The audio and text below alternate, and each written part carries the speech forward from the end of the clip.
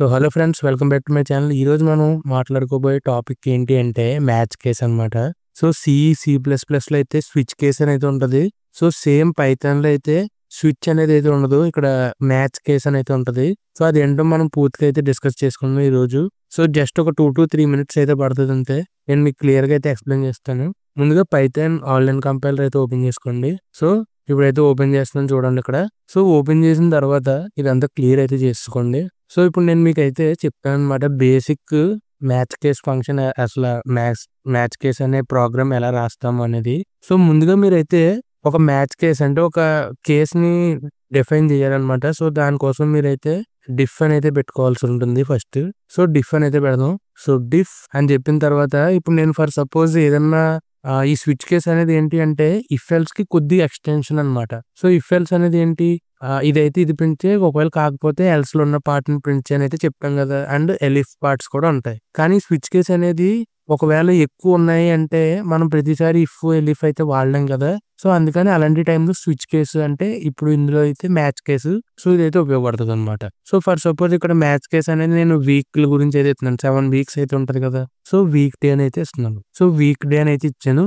And తర్వాత ఈ bracket లో డే అంటే మనకి ఏ డే కావాలనేది ఇస్తాం అనమాట. సో అలా ఇచ్చిన తర్వాత అండ్ నెక్స్ట్ ఇక్కడ మ్యాచ్ డే అని అయితే కొట్టాలి. సో ఆ డేకి అయితే మ్యాచ్ చేస్తున్నాం కాబట్టి ఇలా అయితే ఇవ్వాలన్నమాట. సో అలా ఇచ్చిన తర్వాత మనం కేస్ 1 కేస్ 2 అలాగనైతే ఇస్తూ ఉండాలి. సో కేస్ 1 అని అయితే ఇద్దాం. సో కేస్ 1 అని ఇచ్చి ఎంటర్ చేసి అక్కడ రిటర్న్ మనకు ఫస్ట్ ఏంటి మండే కదా. సో రిటర్న్ మండే అని అయితే చేయాలి. సో మనకి ప్రింట్ బదులు ఇక్కడ ఇలాగైతే వాడతాం అనమాట. సో ఇక్కడ కొటేషన్స్ అయితే పెట్టండి, ఇలాగా కొటేషన్స్ లోపల అయితే రాయాలన్నమాట. సో ఇలాగ మీరైతే ఇది కాపీ చేసుకుని ఇలా ప్రతి కేసు అయితే రాస్తూ ఉండండి. సో ఇదైతే కాపీ చేసేసి నేను ప్రతి దగ్గర ఇలా అయితే రాసేస్తాను. సో సండే తర్వాత ఏంటి, మండే తర్వాత చూస్తే కదా మనకి. సో అది రాద్దాం. సో ఇక్కడ మొత్తం కోడ్ అయితే నేను పెట్టేశాను ఇక్కడ.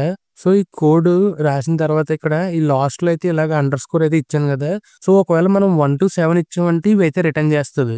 అంటే 7th డే అంటే ఏంటి సండే, 6th డే అంటే సాటర్డే, 5th డే అంటే ఫ్రైడే. సో ఇలాగైతే మనం ప్రింట్ చేస్తుంది అనమాట వాల్యూస్. ఒకవేళ ఏదైనా మనం 8 అని ఇచ్చామనుకోండి మనకి ఇన్వాలిడ్ డే అని అయితే వస్తుంది అనమాట. సో రన్ చేసి చూద్దాం ప్రోగ్రామ్ అయితే. సో ప్రోగ్రామ్ అయితే రన్ చేసాం. సో ఇక్కడ ప్రోగ్రామ్ రన్ చేసిన వెంటనే కోడ్ ఎగ్జిక్యూషన్ సక్సెస్ఫుల్ అని అయితే వచ్చింది. సో మనం అయితే ఇక్కడ జస్ట్ ప్రోగ్రామ్ అయితే రాసాం అంతే. సో ఇక్కడ మనం అయితే ఇన్పుట్ అయితే తీసుకోవాలి ఫస్ట్. సో ఇక్కడ మీరు ఏం చేస్తారు అంటే కింద ఇలా అయితే ఇచ్చుకున్నాను అనమాట. సో నేనైతే ఇక్కడ డే నమ్ అని చెప్పి ఇన్పుట్ అంటే మనకి ఇంటీజర్స్ లో అయితే నెంబర్ ఇవ్వాలి కదా, ఏదో ఒక నెంబర్ ఇచ్చి so print the day is అని చెప్పి ఇక్కడ వీక్ డే అని అయితే మనం ఒక డిఫైన్ చేసాం అనమాట. సో వీక్ డే అని చెప్పి బ్రాకెట్స్ లో డే అని పెట్టి అయితే డే నమ్ అంటే ఇది ఏ వస్తుందో అది రిటర్న్ చేస్తుంది అనమాట. సో ఇలా మీరు ఇచ్చారు అనుకోండి. ఒకవేళ ఇక్కడ డే నమ్ అని అయితే ఇచ్చాను నేను. సో మీకు అయితే ఒకవేళ కన్ఫ్యూజన్ ఉంది అంటే నేను డే అని అయితే పెడతాను, జస్ట్ ఈజీగా ఉంటుంది. సో ఇలాగా మీరు కానీ ఇచ్చారంటే మీకు వాల్యూ అయితే వస్తుంది అనమాట. సో సేమ్ ఇక్కడ డే అని ఇచ్చాం, మ్యాచ్ డే అని చెప్పి. సో సేమ్ ఇక్కడ కూడా డే అని ఇస్తే మనకి ఎర్రర్ చూపెడుతుంది అనమాట. సో దట్ నమ్మని ఉంచుతాం, డే నమ్మనే. నేనైతే పైన చూసుకోలేదు, మ్యాచ్ డే అని అయితే ఇచ్చాం కాబట్టి. సో సేమ్ డే నమ్మని అయితే ఇద్దాం. అంటే జస్ట్ అది ఒక నేమ్ అంతే, అలా గుర్తుపెట్టుకోండి. సో ఇక్కడ రన్ చేద్దాం. సో ఇక్కడ నేను స్టార్టింగ్ ఏం చేశానంటే ఈ ట్యాబ్ అయితే ఇస్తానంటే ఈ కేసు లోపల ఇవి కూడా వచ్చేస్తాయి. సో అందుకే ఎర్రర్ చూపెట్టింది. సో నేనైతే బ్యాక్ చేశాను అనమాట. సో ఇప్పుడు ఈ కండిషన్ అంతటికి దీనికైతే సంబంధం లేదు. ఇది మనం ఎంటర్ చేసిన తర్వాత ఈ డిఫైన్ చేసిన దాన్ని మ్యాచ్ కేసు బట్టి మనకైతే వస్తుంది అనమాట. సో ఇక్కడ ఫర్ సపోజ్ నేను 2 ఎంటర్ చేశాను అనుకోండి. సో ట్యూస్డే అయితే వచ్చింది. సో మనకు 2 కేస్ 2 ఇచ్చాం, ట్యూస్డే ఇచ్చాం. సో అలా ఇచ్చింది. సో ఫర్ సపోజ్ ఇప్పుడు 8 అనేది ఉంది, 8 అనే నెంబర్ అయితే లేదు. సో 8 అని ఏదైనా ఇచ్చాం అనుకోండి, డే ఈజ్ ఇన్వాలిడ్ డే అని వచ్చింది. సో అలాగనమాట. సో మీకు స్విచ్ కేస్ అనేది అర్థమైందని అనుకుంటున్నాను. ఒకవేళ మీకు ఈ స్విచ్ కేస్ లో అంటే స్విచ్ కేస్ అని అయితే అంటారు, మాక్సిమం లాంగ్వేజెస్ కి స్విచ్ కేస్ అని ఉంటది.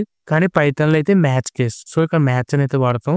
అది వేరే లాంగ్వేజెస్ లో అయితే లైక్ జావా స్క్రిప్ట్, C++ లో అయితే స్విచ్ అని అయితే వాడతాం ఈ ప్లేస్ లో. సో అందుకే లైక్ స్విచ్ కేస్ అని అయితే ఇక్కడ పెట్టాను నేను టైం టేబుల్ లో కూడా, లైక్ స్విచ్ అని. సో అర్థమైంది కదా ఫ్రెండ్స్. మీకు ఏమైనా డౌట్ ఉంది అంటే కింద కామెంట్స్ లో చెప్పండి.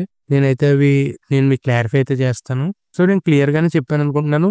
ఒకసారి మీకు చిన్నగా రివిజన్ కింద చెప్తాను చూడండి. మీరు ముందు డిఫ్ అని పెట్టి మీరు ఒక నేమ్ అయితే ఇవ్వాలన్నమాట. నేను ఇక్కడ వీక్ డే అని అయితే ఇచ్చాను. అండ్ నెక్స్ట్ మనకి ఏం కావాలి, సో డే అని అయితే పెట్టుకున్నాం. సో డేస్ మనం అయితే ఐడెంటిఫై చేయాలి కాబట్టి డే అని అయితే పెట్టాను. సో ఒకవేళ మీరు మంత్ అయితే ఇస్తే మంత్ అని పెట్టండి. అండ్ మనం అయితే మ్యాచ్ చేయాలి. సో మ్యాచ్ చేసి ఆ పక్కన డే రాయాలి. అప్పుడు మనకి ఎన్ని డేస్ ఉంటాయి తర్వాత 7 కేసెస్ రాసాం మనం, 7 days ఉంటాయి కాబట్టి. సో 7 కేసెస్ అంటే ఇప్పుడు మనం 1 ఎంటర్ చేసామంటే మండే వస్తుంది. ఇక్కడ రిటర్న్ అనేది ప్రింట్ కింద అయితే ఇస్తుంది అనమాట వాల్యూ. సో రిటర్న్ అంటే మండే, సో రిటర్న్ 2 చేసామంటే ట్యూస్డే అలా వస్తుంది అనమాట. సో మీరు ఎలా గుర్తుపెట్టుకున్నారంటే మీకు ఈజీగా అయితే ఉంటుంది. సో ఇలాగా ఉపయోగపడుతుంది అనమాట. So that's it for this video friends. వచ్చే వీడియోలో అయితే మళ్ళీ కలుద్దాం. మీకు ఏ డౌట్స్ ఉన్నా కింద కామెంట్స్లో చెప్పండి and subscribe to my channel. వచ్చే వీడియోలో అయితే మళ్ళీ కలుద్దాం. Thank you, by by, take care friends.